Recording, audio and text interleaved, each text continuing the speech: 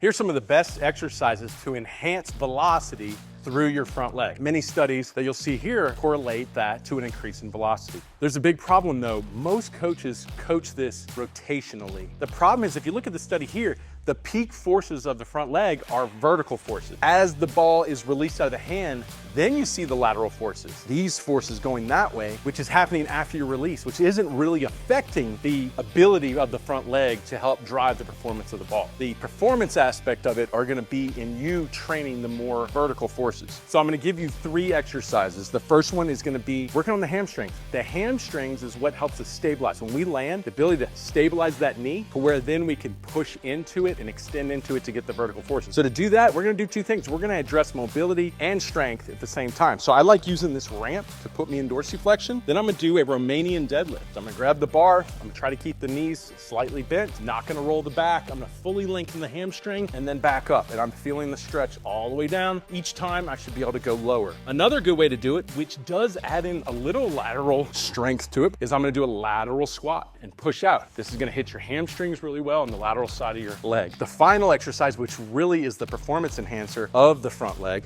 is going to be the cleans, any version of it. Hang, power, ultimately it has to have the rack phase. The reason this is so effective is because you're loading in flexion and extension, and that's how we create vertical ground forces. So this is actually going to drive or enhance your performance in the movement that your front leg needs to be able to increase velocity. So from a mid-thigh position for hang clean, low to explode, a little bounce, you're gonna jump, triple extend, project the bar up to your chest, drop, rack, catch the bar. Both movements are critical. First phase or the second pull is triple extension. That's creating flexion extension ground force. The final phase is your muscles have to activate in flexion to catch that, both driving the same function of the front leg when pitching.